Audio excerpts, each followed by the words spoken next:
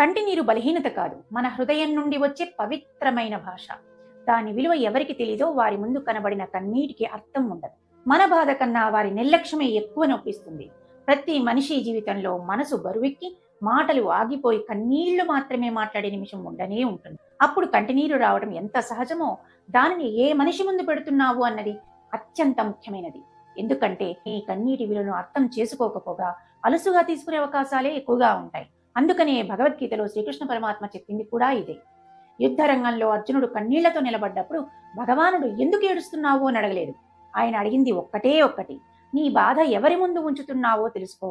ఎందుకంటే జీవితంలో ఇద్దరు మాత్రమే నీ కన్నీటి విలువను అర్థం చేసుకుంటారు. ఒకరు నిన్ను నిజంగా ప్రేమించేవాళ్ళు, రెండు నిన్ను నిన్నుగా అర్థం చేసుకునేవాళ్ళు. అందుకనే తమస్సుతో ఉన్న వారికి నీ హృదయాన్ని అప్పగించవాకు అంటారు భగవంతుడు. అంటే నిజం తెలిసిన అహంకారంతో వ్యవహరించే మనిషి ముందు నీ బాధ అలుసుగా మారుతుంది.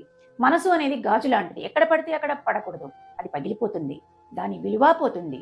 కన్నీరు కూడా అలాంటిది, దానికి సరైన స్థలము సరైన మనిషి ఉండాలి, లేదంటే విలువ జారిపోతుంది. కన్నీరు ఎవరైనా చూడడానికి కాదు, మన మనసును తేలిక చేసుకోవడానికి మాత్రమే అన్నట్టు జీవించాలి.